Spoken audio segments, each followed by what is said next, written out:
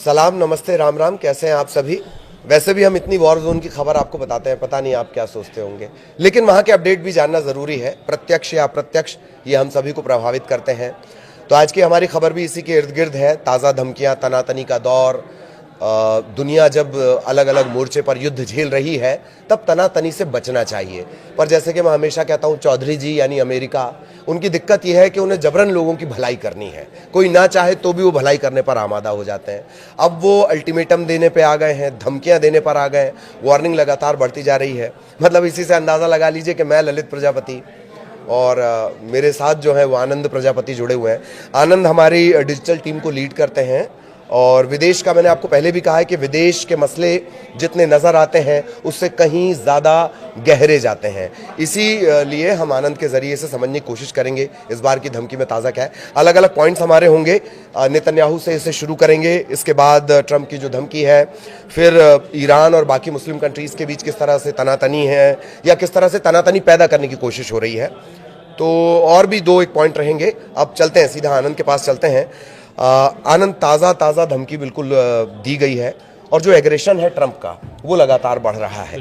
ऐसा लगता है कि उस एग्रेशन में, उस आग में नेतन्याहू जाके घी डालकर आए हैं, ऐसा लगता है। ऐसे ही समझें इसे। बिल्कुल। दरअसल क्या हुआ है कि बेंजामिन नेतन्याहू अभी पहुंचे हुए हैं अमेरिका दौरे पर, और अमेरिका दौरे पर वो जो गए हैं उनकी रूट भी चेंज हो गई है, बताना चाहूँगा। दरअसल वो जिस रूट से जाना चाह रहे थे उस रूट से वो नहीं गए हैं, उनका रूट चेंज हो गया है, क्योंकि उन पर भी अरेस्ट वारंट जारी किया गया है इंटरनेशनल क्रिमिनल कोर्ट की तरफ से। तो इसके कारण से ऐसा मतलब खबरें आ रही हैं कि उसे बचने के लिए उन्होंने अपनी जो अमेरिका जाने की जो रूट है वो चेंज कर दी है। दरअसल ये तो बात होगी नेतन्याहू की अमेरिका दौरे की। अमेरिका दौरे जब वो पहुंचते हैं, ट्रंप से मुलाकात होती है उनकी, और ट्रंप से बातचीत के बाद जो ट्रंप का तेवर ईरान के प्रति होता है वो अब और तेज दिखता है। जो आपने बोला ना आग में घी डालने वाली बात, तो वो सच हो गया है। दरअसल ट्रंप ने फिर से ईरान को धमकी दी है और उन्होंने बोला है कि शनिवार से इसकी वार्ता शुरू हो सकती है। ईरान से परमाणु जो समझौते की वार्ता चलने वाली है या डील के लिए, जो अमेरिका लगातार बोल रहा है कि ईरान से हमारी जो डील है वो होनी चाहिए, उसके लिए वार्ता करना चाहता है अमेरिका, और वो वार्ता शायद शनिवार से शुरू होने वाली है। तो इस वार्ते को लेकर के ट्रंप का बयान आया है। ट्रंप ने बोला है, ट्रंप पहले भी बहुत बार धमकी दे चुके हैं ईरान को और लगातार दे रहे हैं, और ईरान भी उस पर पलटवार कर रहा है। लेकिन ट्रंप ने जो इस बार बोला है वो बहुत खतरनाक तरीके से, मतलब एक तरीके से ऐसा बयान है जिससे डर जाएगा। उसमें दो बड़ी प्रमुख बातें जो मैंने देखी हैं उस एग्रेशन में, कि एक तो जो 60 दिन का अल्टीमेटम दिया गया, बिल्कुल, और ये बहुत हास्यास्पद सा लगता है। बड़े माइनर पॉइंट से ये फंसी हुई है, ये जो डील की बात आ रही है। अगर हम इनको मान लिया जाए कि आनंद बाबू ट्रंप बन जाए, हम ईरान बन जाए, और जो विपिन बाबू हैं जो पीछे सपोर्ट कर रहे हैं, अगर हम उन्हें थर्ड पार्टी बना लिया जाए, तो ये अड़े हुए हैं, ट्रंप अड़े हुए हैं कि नहीं डील डायरेक्ट होनी चाहिए।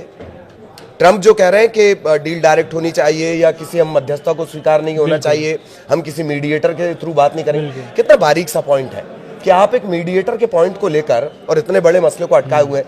ये मीडिएटर से ज्यादा दोनों का ईगो का क्लैश ज्यादा लगता है। बिल्कुल। अब आप जो जिक्र कर रहे थे वो बता दें प्लीज। पहले तो हम 60 दिन वाला बात तो करेंगे, लेकिन अभी जो मुख्य बात है जो आप बोल रहे थे कि ईरान की अमेरिका कैसे मिडिल ईस्ट में अपना वर्चस्व बढ़ा रहा है, तो बात यह है कि अमेरिका के अभी मिडिल ईस्ट में करीब 45,000 सैनिक तैनात हैं पूरे मिडिल ईस्ट में, ठीक है। और अमेरिका का एयरबेस है कई मुस्लिम देशों में, और वो देशों का नाम जो है वो है कतर है, बहरीन है, और इराक है, यूएई है।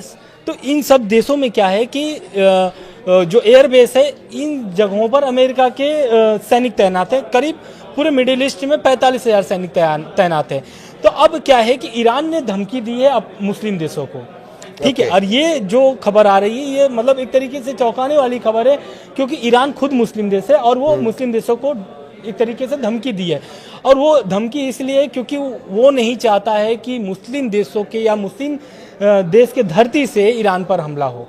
दरअसल जो अमेरिका के एयरबेस है वो मुस्लिम देश में है, और वो है इराक, कुवैत, यूएई, कतर, तुर्की, बहरीन। ठीक है। अब ये इन देशों में इनका एयरबेस बना हुआ है, सैन्य ठिकाने एयरबेस इनके बने बड़ा हुए हैं। महत्वपूर्ण हो जाएगा। बिल्कुल। अब जब भी अमेरिका अगर हमला करता है ईरान पर, तो वो इन्हीं एयरबेस से, इन्हीं सैन्य ठिकानों से हमला करेगा। तो जाहिर सी बात है, जिस धरती से हमला होगा, ईरान ने साफ बोल दिया है कि अगर आप जमीन से लेकर के या फिर आप कोई भी सैन्य सहायता अगर अमेरिका को देते हैं अपने धरती से, तो उसका अंजाम आपको भुगतना पड़ेगा, इसका अंजाम बुरा होगा। दूसरी बात, जो 60 दिन वाली बात हम बता रहे थे, नेतन्याहू के मुलाकात के बाद ट्रंप ने अल्टीमेटम ईरान को दे दिया है और ईरान को बोला है कि 60 दिन की ईरान को टाइम दिया जा रहा है। लेकिन ये जो ईरान अमेरिका का जो 60 दिन का अल्टीमेटम है ना, उस अल्टीमेटम के बाद से ईरान का जो एक तरीके से तेवर था वो अब कम दिखता नजर आ रहा है। दरअसल जो ईरान के सहयोगी जो घटक हैं, दल हैं, जो एक तरीके से उसको आतंकी संगठन, जिनको हम आतंकी मानते हैं पर ईरान जिनको दोस्त मानता है, अमेरिका मानता है कि कथित रूप से वो आतंकी संगठन है, वो है हमास, हिजबुल्लाह और हुती विद्रोहियों। दरअसल अब ये तीनों को क्या हुआ है कि इजराइल हमला लगातार जारी कर दिया है, सीज फायर उल्लंघन करते हुए लगातार हमला कर रहा है, सीज फायर का उल्लंघन कर दिया और लगातार उल्लंघन हो रहा है। उस उल्लंघन के बाद से इजराइल ने तीनों की कमर तोड़ करके रखी है, दोनों की कमर तोड़ के रखी है। हुती विद्रोहियों का तो अमेरिका अपने से यमन क्या बोलते हैं, रेड सी पर ही वो संभाला पड़ा। ये कुछ ऐसा लग रहा है कि मतलब इजराइल तीनों पैर तोड़ दे रहा है, बिल्कुल, और ईरान को धमकी देने के लिए वो बार बार आगे कर रहा है। हाँ। अमेरिका को, क्योंकि गाहे बगाहे इन्हें आप कह सकते हैं कि आतंकी संगठन है। हमने तो आतंकी संगठन पे कार्रवाई की, पर ईरान को धमकी देने के लिए उतना ही बड़ा नाम भी चाहिए, तो वो काम अमेरिका कर रहा है। बिल्कुल। अब इजराइल क्या कर रहा है, हमास और हिजबुल्लाह को पूरी तरह से कमजोर कर दिया है। ठीक। अब और उधर से रेड सी पर अमेरिका लगातार हमला कर रहा है हुती विद्रोहियों पर। तो ईरान क्या हो गया है कि चारों तरफ से अब घिर चुका है, वो एक तरीके से कमजोर नजर आ रहा है। और अब ये देखना ये होगा कि ये वार्ता में क्या होता है। जो ये परमाणु कार्यक्रम को लेकर के जो न्योता दिया गया है अमेरिका की तरफ से वार्ता करने के लिए, अब इस वार्ते में अब ईरान शामिल होता है कि नहीं होता है, ये आने वाले समय बताएगा। लेकिन जो आप बता रहे थे स्ट्राइक की बात, तो अगर ये स्ट्राइक अगर अमेरिका करता है, और अगर वो भी उन जगहों पर करता है जहां डाउट है, क्योंकि जाहिर तौर पर इजराइल और अमेरिका अपने जो सीक्रेट इनपुट हैं वो शेयर करेंगे। बिल्कुल। इजराइल कितना बेहतरीन तरीके से ट्रैक कर सकता है अपने दुश्मनों को, वो हमने सिनवार के मामले में देख ही लिया है। तो ये भी तय है कि इजराइल के पास ये जानकारी है कि फला जगह पर परमाणु हथियार से जुड़े काम चल रहे हैं। हाँ। अगर अमेरिका उसमें स्ट्राइक का मन बनाता है, तब तो तबाही ही तबाही है, और पूरी दुनिया के लिए तबाही है। बिल्कुल। लेकिन अब क्या है कि तबाही तो है, लेकिन ईरान के साथ कहीं ना कहीं ये जो दो देशों की हम लोग ने बात किया था, रूस और चीन की, वो लोग हमेशा खड़ा रहेंगे साथ में। भले ही बहुत सारे जानकारों का कहना है कि अमेरिका, चीन और रूस ऐसे तो सपोर्ट कर रहे हैं, लेकिन उस समय क्या पता सपोर्ट ना करें, क्योंकि उनकी भी अपनी अर्थव्यवस्था है, उनके भी बहुत सारे प्रतिबंध अमेरिका पहले से लगा चुका है। रूस यूक्रेन का युद्ध चल रहा है, रूस पर भी बहुत सारे प्रतिबंध लग चुके हुए हैं। उनको भी तेल बेचने के लिए अंतर्राष्ट्रीय लेवल पर जो तेल बेचे जाते हैं उस रूस नहीं बेच पा रहा है। तो इस तरीके के जो बहुत सारे जो लेकिन क्या ये आपने बड़ा अच्छा पॉइंट याद दिलाया, लेकिन क्या रशिया और चाइना इस वजह से नाराज नहीं होंगे कि एक तो रशिया पे प्रतिबंध लगे हुए हैं और ताजा दुश्मनी जो ट्रंप मोल ले रहे हैं ट्रेड फेयर के नाम पर, किससे? चाइना से। बिल्कुल। तो इनको नाराज करने के लिए तो इतना काफी है। बिल्कुल। नाराज तो देखिए दोनों हैं, रूस भी है और चीन भी है। हालांकि कभी दोस्ती नहीं हुई है इन लोगों की, लेकिन अब जिस तरीके से संपर्क साध रहे थे ट्रंप पुतिन से चीन को कमजोर करने के लिए, लेकिन पुतिन क्या है कि पुतिन भी रूस के हैं और वो भी वीटो पावर में है। हाँ। ठीक है, तो वो भी अपनी शक्ति को पहचानते हैं कि मेरी शक्ति कितनी है।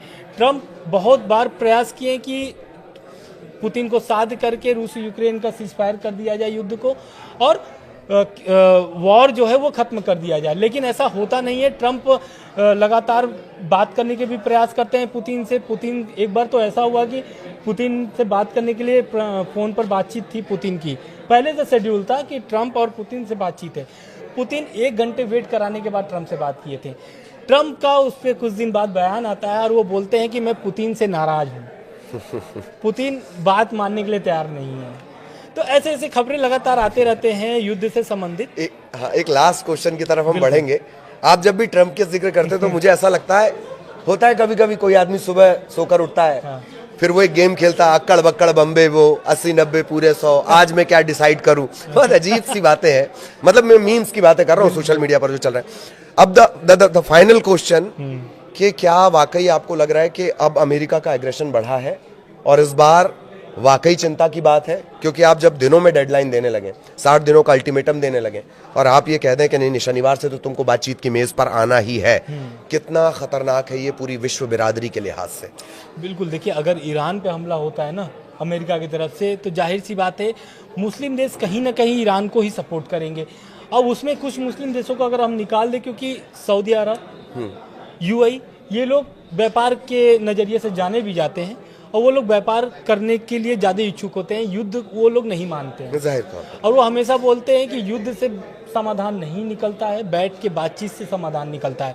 रह गई बात ईरान और अमेरिका की, तो ये तो उनकी दुश्मनी जो है कि 79 से चली आ रही है, जब से ईरान क्रांति हुई है। ईरान क्रांति होती है, पहलवी जो होते हैं वो छोड़ करके चले जाते हैं, और तो कहते हैं तख्ता पलट भी सीआईए ने करवाया था। बिल्कुल, हाँ सीआईए और ब्रिटेन, ये दोनों ने मिल करके, ऐसा खबरें हैं कि ये दोनों मिल करके तख्ता पलट करवाए थे।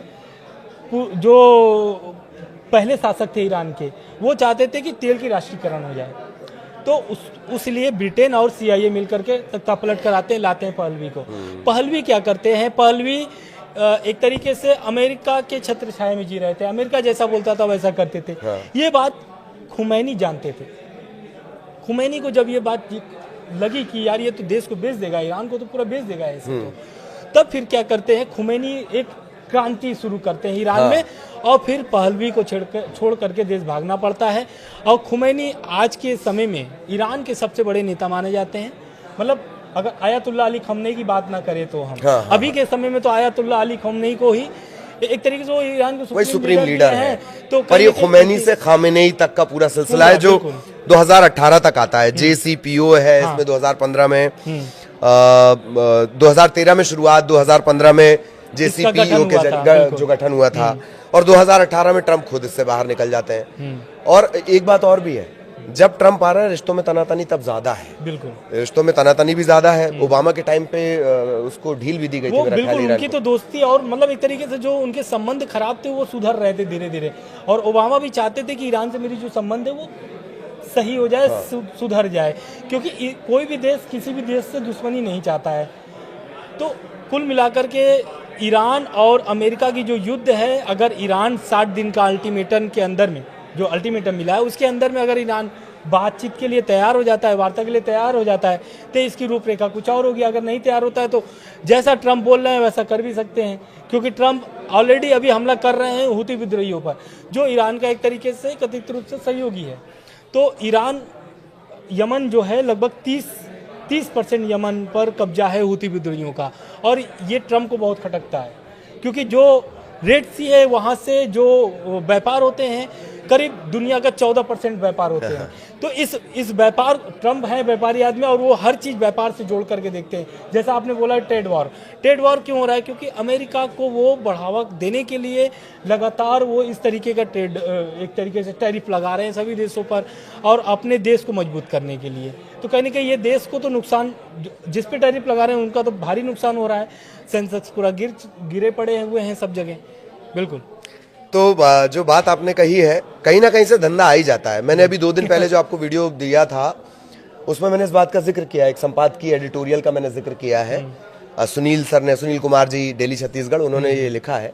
उनमें एक लाइन उन्होंने बड़ी दिलचस्प दी है कि ट्रम्प एक चुने हुए राष्ट्राध्यक्ष से ज्यादा एक कारोबारी की तरह बातें करते हैं, और जब कारोबार की बात आएगी तब तो इसी तरह से तनाव बनेगा। तो अब मेरा ख्याल है सबकी निगाहें शनिवार पर होंगी कि क्या जो डील की शुरुआत कोई हो पा रही है, बातचीत हो पा रही है, नहीं हो पा रही है, उस पर अब सबकी निगाहें टिकी हुई हैं। इसी तरह से अपडेट हम आप तक पहुंचाते रहेंगे।